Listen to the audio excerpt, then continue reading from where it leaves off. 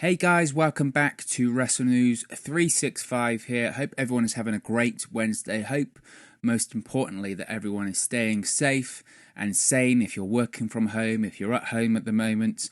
We're going to try today to provide you a little bit of entertainment to help pass the hours, and most importantly, I hope everyone is safe. We will get through this together. That is the main message, isn't it? Coming out of everything at the moment. But today we're going to talk a little bit about the NXT 5. Yes, the NXT 5. Now, before you ask, who are the NXT 5?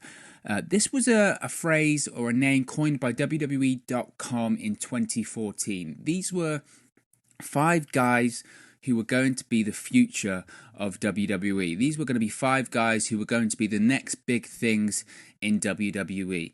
These were the tentpole signings by Triple H when he first really got in charge of NXT as the foundation of what would go on to today become WWE's third brand in NXT. But at the time when they were signed, NXT was still very much a developmental territory at the time.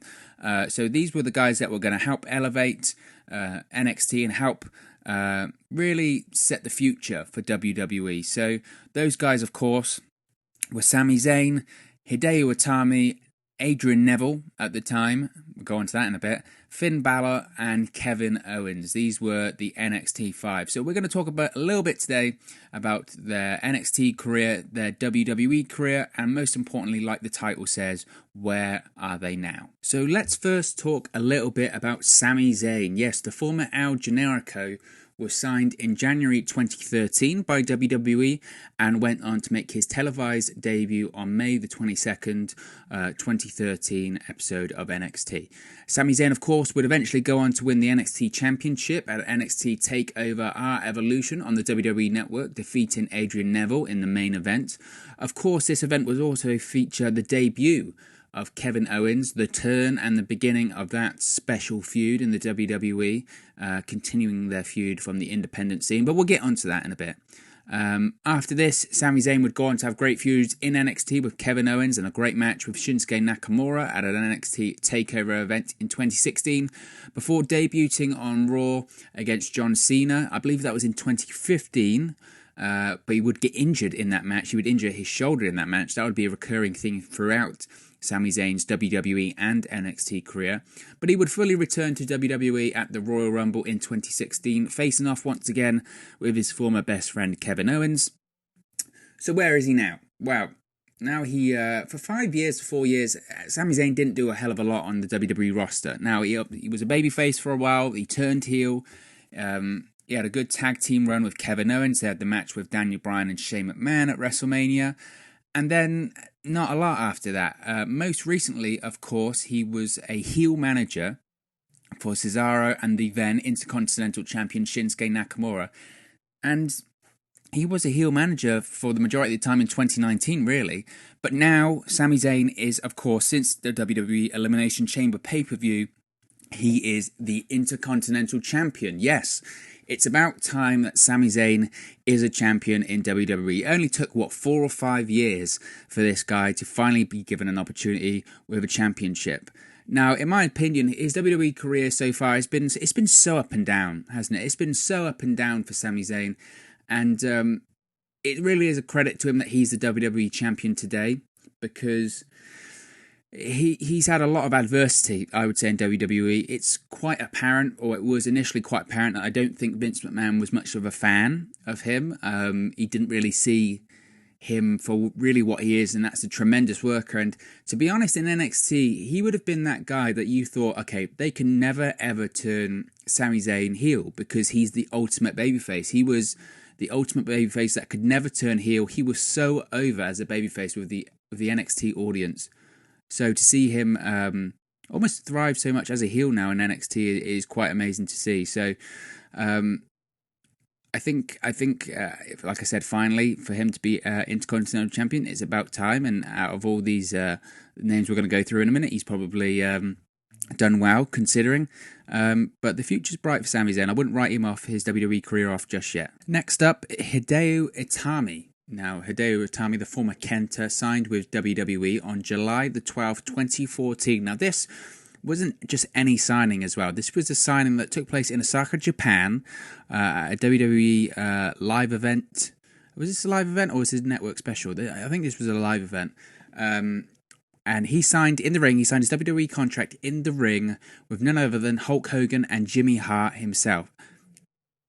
Just think about that. Think about how the plans they must have had for Hideo Itami to sign in the ring, make such a big splash there in Japan with Hulk Hogan, the plans that they must have had for him, the expectations they must have had for him to really put him over initially in that such big way. And if you do fast forward to where he is now, spoiler, he's not with the company anymore, and his run with WWE, to be honest, was pretty uneventful. It just seems crazy to think that at one point he was thought that highly by WWE and had those plans for him. It just goes to show that sometimes things just don't work out, do they? And Kent is a phenomenal talent, he really is, but it just didn't work out for him in WWE. It really didn't. He made his television debut on NXT at NXT TakeOver Fatal 4-Way. He would go on to have feuds with The Ascension in NXT, teaming with the likes of Finn Balor. He would also feud with Tyler Breeze and would also participate in the Andre the Giant Memorial Battle Royal at WrestleMania 31. So obviously they were laying the groundwork at that point of let's get Hideo Itami over. He's going to be a big star. He's going to be our big Japanese star on the WWE roster. Something Triple H has always been spearheaded when you look back to the likes of Hideo Itami, Shinsuke Nakamura, Asuka, Kairi Sane. He really wanted to establish that, and we've always heard the rumours of Triple H and WWE looking to open a performance center in Japan. So that's always been a name of theirs. And I think maybe the first attempt at that in this era was the Hideo Itami signing. However, this was when it would screech to a halt for Hideo Itami in WWE. His time in WWE would just be halted by injury. Around this time, he had a serious shoulder injury, which required surgery. And to be honest, his NXT and WWE career would never really recover from this. Any momentum he had just was completely lost, and he never really recaptured that momentum he had. He was out for well over a year with this shoulder injury. And then upon his return, he would go on to injure his neck at an NXT live event. So once again, any momentum he was building up or any steam he had after his injury was lost straight away from the neck injury. And it just wouldn't work out. I believe he did have an NXT championship match on a takeover with Bobby Roode. I don't even think it was the main event of the show, though. I'm not sure with that. But it just didn't work out. And then the gleam was really lost from him, and that shine he once had kind of had disappeared. And look, there's always guys being signed to NXT, especially nowadays. There's always big names coming into NXT, and I guess they just overtook him because he just got lost in the shuffle. Eventually, he would debut on the WWE main roster, if you can call it that, whereby he was on 205 Live, their cruiserweight-specific show on the WWE Network. He made maybe a couple of appearances on Raw when the cruiserweights appeared on Raw, but that was it. He never really got that main shot on Raw or SmackDown. He was on 205 Live for a period of time. He was in numerous shows and numerous feuds that I doubt many people saw at all. And then in January 2019, Hideo Itami would request his release, and I believe it was granted in February of 2019 after being with the WWE for 5 years. And it was a shame. It just didn't work out. For where is he now? He's back where he should be. He's back in Japan. He's in New Japan Pro Wrestling, working as Kenta Kobayashi once again. He was the Never Openweight champion last year before losing the championship to Goto at Wrestle Kingdom 14. However, that wasn't really the story for Kenta that night. Later that night, after the main event for both the IWGP Heavyweight Championship and IWGP Intercontinental Championship between Okada and Naito, of course, which Naito won. Kenta, who is a member of the Bullet Club as well, when he debuted with New Japan, he became a member of the Bullet Club. Kenta attacked Naito that night and hit him with the GTS, and then sat on top of him, posing with both of Nato's newly won bouts. So you go from definitely being lost in the shuffle, way out in the wilderness in WWE as Hideo Itami, and he started this year, 2020, ending the second night of Wrestle Kingdom, holding up both championships, even though he wasn't the champion. So he certainly is a better place now. He certainly is a place where he's being used way more correctly, and certainly in a better place for his career. I wouldn't even say that it wasn't a case of Hideo Itami not trying to get over or anything like that, and possibly it was a case of WWE not using him properly or NXT not using him properly. But it was just unfortunate. I think, in my opinion, he was just really unfortunate when it came to his NXT and WWE career. Those injuries, like I said, he just never really recovered from. And I remember once he was signed by WWE, I was fascinated to see how things would play out, how his career would play out as a WWE superstar and NXT superstar. And like I said, I think he was just a victim to poor timing and poor luck. That is what I would really say. Was he mismanaged in terms of should he have been given a shot on Raw or SmackDown? I think so. The difficult thing is I'm not sure from the fan base if there was much clamouring to do that, because he had just lost any or all momentum he had in NXT because of the injuries. The real killer injury was that shoulder injury. Like I said, when he got it in 2015, that was a real pivotal time for NXT. NXT was on the network and they were doing the live specials, and the likes of Finn Balor and Kevin Owens and Sami Zayn and Neville, the NXT 5 that we're talking about today, were really on fire. They really were on fire, and NXT was really starting to catch fire on the network and starting to get a really good cult following on the network. And once he was out for a year is such a long time in professional wrestling. Look at the last few weeks alone in WWE and professional wrestling, what's happened there. Look at what's happened since the start of the year in WWE to now. So think about how much can change in a year, and especially in terms of NXT, how much that brand grew in a year. He went from being on a network and doing some network specials to selling out the Barclays Center in Brooklyn, New York in just a year. So that brand was moving so quickly and so fast that when he was out for a year, it just kind of passed him by, I guess. And when he came back, any opportunity he had of getting back on track and getting some momentum back was gone when he got injured again. And to be honest, some people will disagree with me here, because I know some people are fans of the show, but I think once you get called up to the likes of 205 Live, it kind of almost is a death sentence. Yes, we've seen people transition across. You think of Murphy, you think of Ali, Cedric Alexander, even though he's not on TV that much, Humberto Carrillo. But there is a certain stigma even today in WWE with being a cruiserweight and being on that show, and I think that's what happened with Kenta Hideo Itami once he went over there. That was kind of the final nail in the coffin for me. So it's a shame, obviously, like I said, that it never worked out. But I think the positive looking out of this now, looking back on it with hindsight, looking at where it is today, is that he's certainly in a better organisation for him. He's certainly in a better spot for his career, and that's the positive out of it. I think he's certainly in a better place now, and let's hope he stays injury free, and let's hope that he has a bit of a renaissance now that he's out of WWE and back in New Japan. Next up, we have Adrian Neville. Yes, remember that name? Adrian Neville. What a horrible name. I know I know he did pick that. It's actually based on, for the non-Premier League football fans out there, it's based on a professional footballer called Gary Neville. He used to play for Manchester United, my favourite team. But just a horrible name. A horrible name. I'm so glad he goes by Pac now. Pac is his original name, because Adrian Neville, even Neville alone, but Adrian Neville, gosh, just a horrible name. He signed with WWE in 2012, made his NXT TV debut in January of 2013. People almost forget as well that he was actually the inaugural NXT Tag Team Champions along with Oliver Gray. There's a name from the past there, another Brit or English wrestler. He would go on to win the NXT Championship at NXT Arrival in a ladder match. I believe that was the first ever live event on the WWE Network as well. Main evented and headlined by Adrian Neville, Pac, who is now with AEW. Just when you go and look back on these things, it's crazy to think about, isn't it?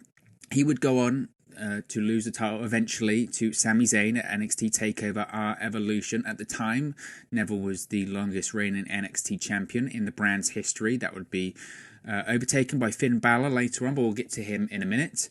After that, he would debut on Raw on the WWE main roster in March of 2015, sort of doing this superhero-like gimmick. He dropped the Adrian part of his name. He was now known as just Neville. Apparently, Vince McMahon just loves superheroes, doesn't he? There was rumours for the longest time as well that he was going to be given this Mighty Mouse style superhero character, which everyone, as soon as they heard it, just rolled their eyes at, because it just got awful, wouldn't it? It would just be awful. But he didn't. He still had the superhero-like character, which Ricochet seems to be burdened with nowadays, and it even sucked back then. But what didn't suck is he went into a comic book feud with against Stardust, yes, Cody Rhodes, King Barrett, and he would team up with the Green Arrow, Stephen Amell, to have a match at SummerSlam 2015, which, to be honest, wasn't actually a bad match at all, from what I recall. I didn't mind this feud. Hated, obviously, the Stardust character. That was terrible. But I remember this feud actually being, kind of okay for WWE TV in 2015. His main thing I can think of from that period of time would be his unbelievable match with Seth Rollins on a Monday Night Raw from the UK for a WWE Championship. This was during Seth Rollins' first World Heavyweight Championship reign after WrestleMania 31. They would have a Raw from the UK, and Adrian Neville came out and did a challenged Seth Rollins for the championship, and it looked at one point that Neville was going to win the WWE Championship. Hit the red arrow, gets to 3, but Seth Rollins' foot is on the rope, but not the way they usually do it. The way he hooked the leg, Seth Rollins' foot was actually on the top rope as opposed to the bottom rope, and it was just a really cool spot, and the crowd was going insane. Great British crowd there cheering on their home country guy, and it was just one of the great moments. There's the great Neville moments on the WWE main roster, not in NXT, but on the main roster, were a bit few and far between. So that match, I would say, if you're going to watch any Neville match in WWE, not on NXT, excluding NXT, but if you're going to watch a Neville match from the WWE main roster, watch that Seth Rollins versus Neville match from the Raw in the UK. That was great. Now, he didn't do much after that, to be honest. He had an injury against Chris Jericho, but he didn't do much after that until turning heel in December of 2016 and joining the Cruiserweight division when it first debuted on Raw, and when 205 Live first debuted in 2016.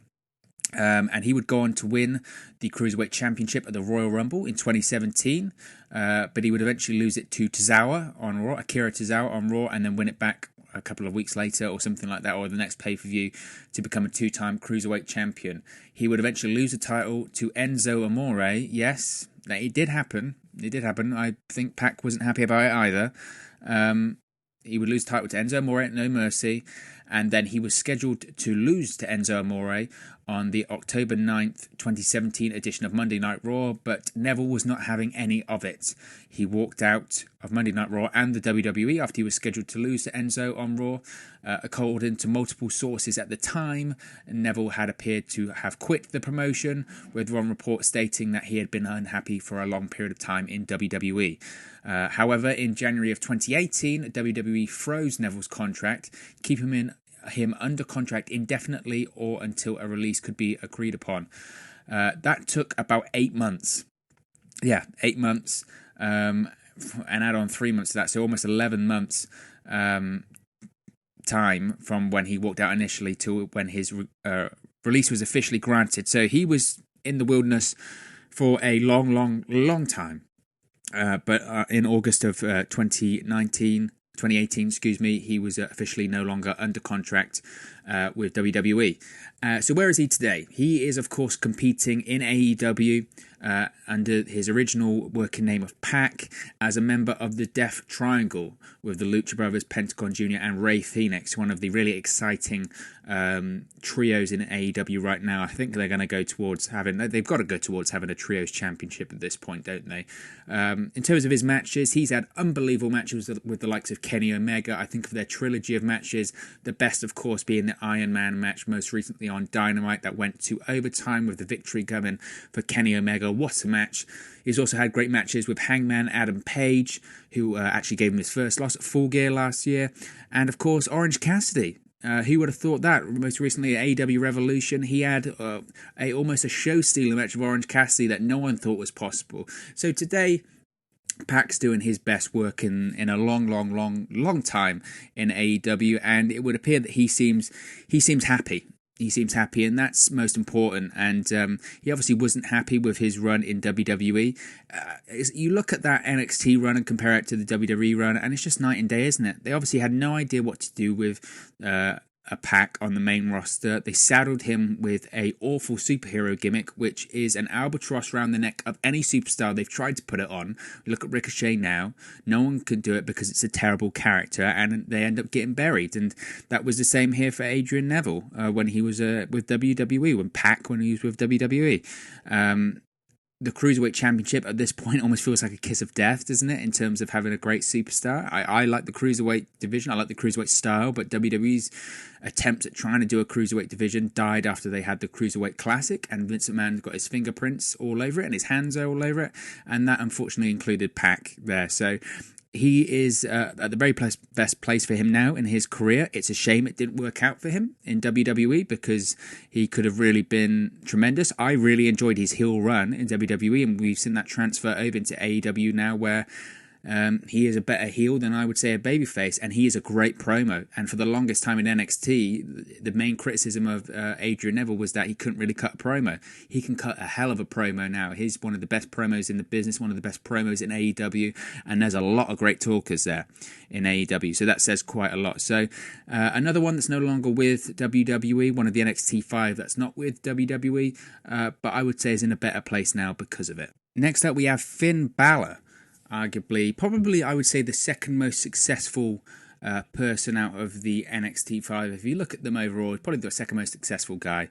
Signed for WWE in July of 2014, would win the NXT Championship at the Beast in the East in Tokyo, Japan in 2015, defeating the previous champion, Kevin Owens. He would later go on to win the Dusty Rhodes Tag Team Classic with Samoa Joe, also in 2015, but would lose the NXT Championship against Samoa Joe in a live event at Lowell, Massachusetts. He would face Shinsuke Nakamura in a match, famously on NXT as well, and would team with Nakamura going up against Samoa Joe, the NXT Champion at the time, and Bobby Roode in his final NXT match. He was, and he will be, it depends at the time of when you listen to this. He was and is at the time of recording the longest reigning NXT champion. That will soon be beaten by Adam Cole.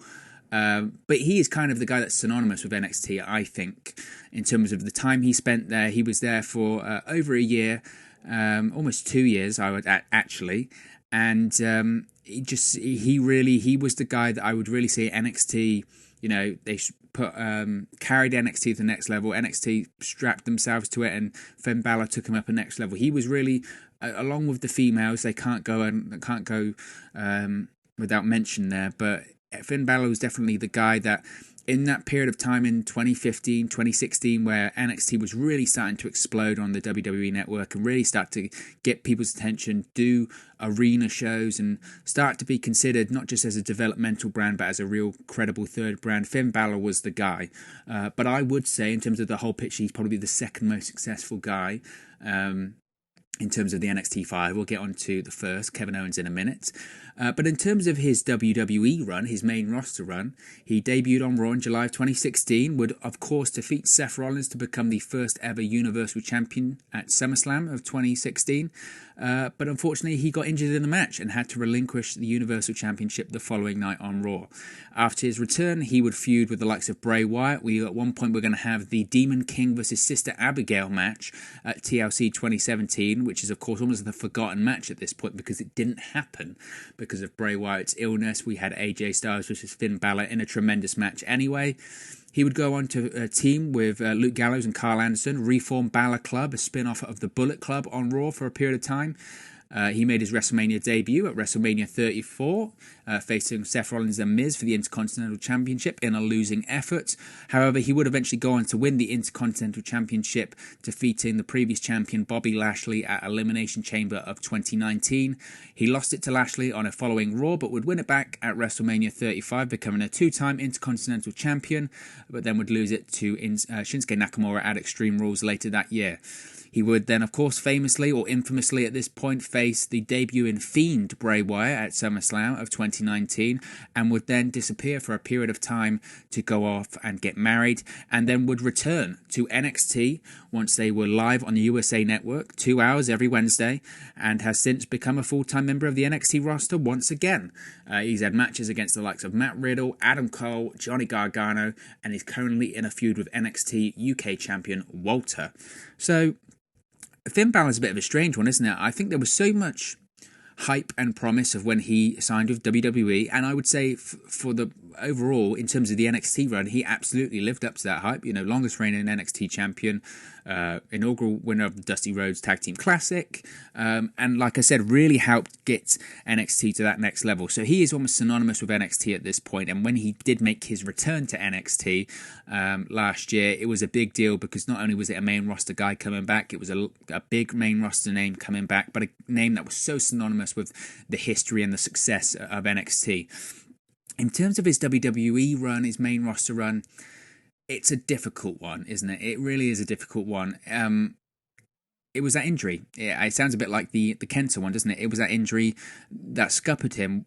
We don't know what his WWE career would have looked like if he'd had a reasonably long run as the first ever Universal Champion. We just don't know. And it was a bit like with Kenta. Once he had that shoulder injury and he had to relinquish Universal Championship, he never really got the momentum back that he had following that night. The shine was off the penny at that point, I think. Now, obviously, he did get Universal Championship matches in the end, the likes of against Roman Reigns, against Brock Lesnar, but he would be unsuccessful in that. And he had a couple of Intercontinental Championship reigns, but I would say that he never felt like he was ever going to get to that next level, and never felt like that star that you felt like he was when he first debuted on Raw after the injury. So it was a really difficult one there. It is a really difficult one. What I would say is that I think, and I've said this almost for everyone at the moment, but I do think that being on NXT now is probably the best place for him. Of course, the main roster could use him. The main roster could use a lot of guys currently in NXT. But I think NXT is the best place for him right now because, look, if NXT is going to compete with the likes of AEW on a Wednesday, and people will say it's not a war, it is a war. They're on at the same time. They're trying to get the same audience. It's an absolute war. He's in the best place for him in terms of where he feels comfortable and where he thinks he can do his best work. He's currently a heel in NXT, which he wasn't on the main roster or anything like that. I think he's been doing his best work in a while. I wish he would do less posing with his fingers as guns, but I think he's in the best place for his career right now, and I think his recent string of matches against the likes of Matt Riddle and Johnny Gargano have been good. I don't know if it's just me waiting for me to see the next, real big thing out of Finn Balor. I just think he's trying to get that momentum back. I'm really, really fascinated to see a feud with him and Walter, which would likely take place at NXT UK TakeOver Dublin, of course. And obviously with Finn Balor being from Ireland, that should draw really well, if of course it goes ahead at this point. But I think he's in the best place for him now, and it's fascinating to see really his WWE career come full circle. He's back exactly where he started, but he's a completely different person. He's a bigger draw than he was back then, without a doubt. And he does feel more special in NXT, so I think it's definitely the best place for him right now. He achieved good things on the WWE roster, main roster. Did he get to the heights that I think people thought he would get to? I don't know. And it's almost a bit of a recurring theme, isn't it, throughout this list? This list can almost be a little bit depressing in that these were so big stars in NXT, maybe apart from Hideo, and it just didn't work out for them on the main roster, really, or they had moderate success or some success, but did they become the megastars that we thought they would be, or did they live up to the expectation that the NXT 5, when the WWE.com article came out to say, maybe not, but all of them have great success. So, like I said, I think Finn Balor's in the best place for Finn Balor right now. He's definitely doing good work. Is another NXT Championship run in the future? I think so. I think it's inevitable at this point. I don't think he would be on the NXT roster if he wasn't going to be getting the NXT Championship. Will that be any time soon? Maybe not, but who knows? If the Velveteen Dream beats Adam Cole for the NXT Championship, which I think he will, then maybe we can have a Finn Balor versus Velveteen Dream feud, and I would certainly be all in for that one.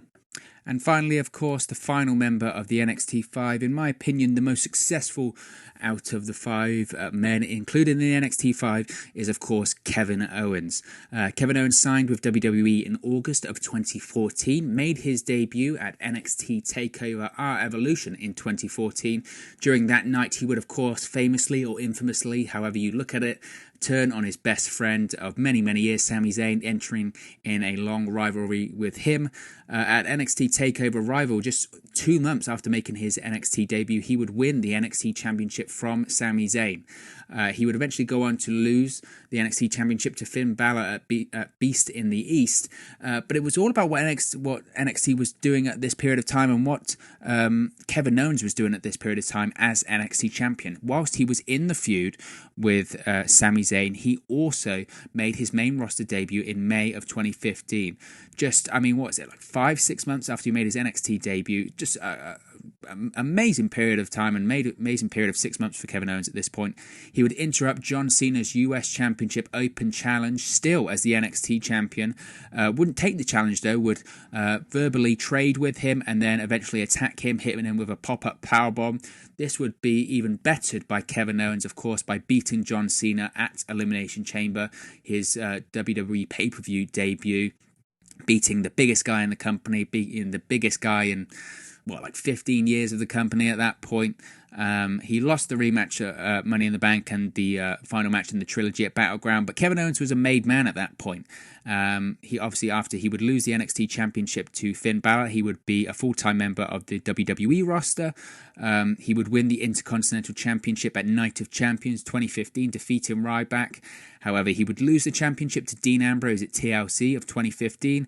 He would win back the Intercontinental Championship in February of 2016, defeating Dean Ambrose, Stardust, Tyler Breeze, Dolph Ziggler on Monday Night Raw, but then would lose the championship once again in a ladder match at WrestleMania 32 to Zack Ryder, who would win that one. Remember that surprising result. After that, he would feud with Sami Zayn on the main roster, and then we would have the Chris Jericho best friends angle that we remember with just such fond memories of 2016, of the draft, the brand split in 2016. He would go on to win the Universal Championship, only the second ever Universal Champion, on August 29th, 2016 edition of Raw, defeating Big Cass, Roman Reigns and Seth Rollins in a fatal four-way. We would go on to have the Festival of Friendship, of course, that famous angle whereby Kevin Owens would turn on Chris Jericho with all the pomp and circumstance in Las Vegas, setting up their WrestleMania match between them. But before that, he would, of course, lose the Universal Championship to Goldberg at Fastlane in a matter of 30 seconds. God, that never seems to be getting old, does it? That was, 3 years ago at this point, and it's still happening today, folks. But like I said, he would go on to face Chris Jericho at WrestleMania 33, defeating him to become the US champion for the first time. He would lose the US Championship, though, to Chris Jericho at Payback, but then would win the title back on the following SmackDown, sending Chris Jericho packing from the WWE in the process. He would then go on to lose the US Championship to AJ Styles at a Madison Square Garden house show, would win it back through a botch. He wasn't meant to, but would win it back at Battleground, defeating AJ Styles, but then would lose it 2 days later once again on SmackDown. He would then go into a feud with Shane McMahon, along with teaming with Sami Zayn. He would face a returning Daniel Bryan at WrestleMania after Bryan came out of his retirement, along with Sami Zayn, and when Bryan teamed with Shane McMahon in a historic moment. Kevin Owens would then move to Monday Night Raw, but he would have several feuds before undergoing double knee surgery. Upon his return, he would return as a babyface in 2019, returning on SmackDown. He would have a brief feud with Kofi Kingston for the WWE Championship, turning heel briefly in the process. And then he would feud with the likes of Shane McMahon, sending Shane McMahon packing from the WWE on the Fox debut of SmackDown. Then during the draft, he would move to Monday Night Raw and is currently in a feud with Seth Rollins. Now, that is a lot. That is a lot has happened to Kevin Owens in the last 6 years of his WWE and NXT journey. And you think about the impact that Kevin Owens made in NXT, to be honest. And that was only he was there, 5 months, 6 months? So to do all he did and have that real impact in NXT in 5 or 6 months is just phenomenal. And to be honest, it's looked back on with such fond memories, isn't it? The Kevin Owens NXT run at this point, because it was so great and it was so short. We only got just a small taste of what Kevin Owens could do in NXT before WWE roster or WWE management realized what they had and moved him straight up to the main roster, because he's that damn good. And like I said, the reason he is, of course, the most successful guy out of the NXT 5 is it's only him and Sami Zayn that are on the WWE main roster as of now. But you look at what Kevin Owens has done in the 6 years that he has been with the WWE. He's won the Universal Championship. He's won the NXT Championship, he's won the Intercontinental Championship, he's won the US Championship multiple times, Intercontinental Championship, like I said, numerous times. He certainly has another WWE or Universal Championship run in his future, I think. And he's feuded against the biggest guys, John Cena, Daniel Bryan, Shane McMahon, AJ Styles, Goldberg, Chris Jericho. And for the likes of, say, the Festival of Friendship, that's a Raw moment that will live on forever. When they celebrate how many years Monday Night Raw's been on the air, whenever they do those packages, the Chris Jericho, Kevin Owens Festival of Friendship will always be on there, because that angle with Chris Jericho and Kevin Owens was must-see television every Monday night in 2016 on Raw. And today he's a great babyface character. He's unbelievably over with the WWE audience. And like I said, he was definitely the guy I would say that out of all those signings is the most successful, without a shadow of a doubt, And if you'd have lined them up like they have in the picture that you'll see for this video, you'd have probably wouldn't have picked Kevin Owens to be the most successful out of them five whatsoever. But Kevin Owens to this day goes on to prove people wrong and is a valuable asset to the WWE roster. And to be honest, hopefully one day, if NXT continues to grow as a credible third brand, let's hope that he eventually goes back to NXT. I'd love to see him go back. He teased going back last November at NXT TakeOver War Games. He was on Team Ciampa with Keith Lee and Dominik Dijakovic. So, hey, that door isn't closed, and perhaps one day we'll see the old prize fighter back in NXT. But what did you think of the NXT 5? What are your memories of the NXT 5? Be sure to let me know in the comment section below. Who is your favourite member of the NXT 5? What are your favourite moments of the NXT 5? And where do you think the NXT 5 will be 5-6 years from now after this video? Let me know in the comment section below. Don't forget to like, share and subscribe. You can subscribe by clicking the bottom right hand corner, or clicking the subscribe button, or waiting for this video to end. There'll be a subscribe button there too, where you can also click on our next video. Thank you very much for watching, listening, streaming, or however you've come across this video today, and I'm sure I'll speak with you again very, very, very soon.